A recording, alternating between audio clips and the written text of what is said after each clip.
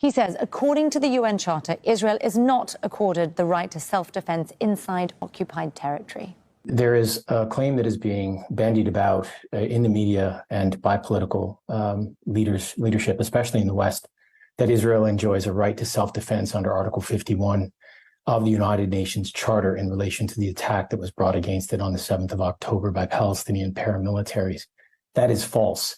I would direct all of your listeners to paragraph 139 of the International Court of Justice's advisory opinion on the legality of the wall dated 2004. And in that paragraph, the court makes it very clear that Israel does not enjoy a right of self-defense under Article 51 of the UN Charter in relation to attacks that emanate from within an occupied territory that it controls.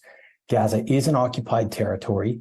Israel is in effective control over it, and therefore it cannot claim a right of self-defense in relation to that. In addition, these attacks are not imputable, at least as alleged by Israel, to a state.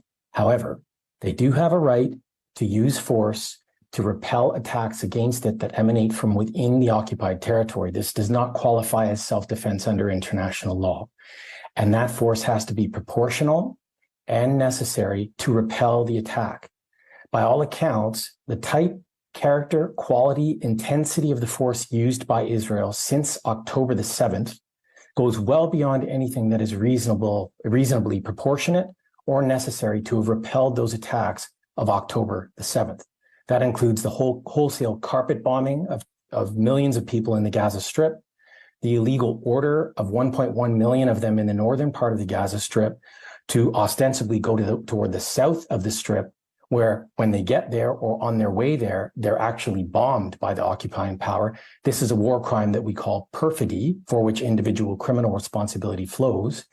And also, we can't forget the starvation of the civilian population in violation of the laws of war. Starvation as a tool of war is not allowed. And we know that the Israelis have closed off water, fuel, food, and electricity to this population.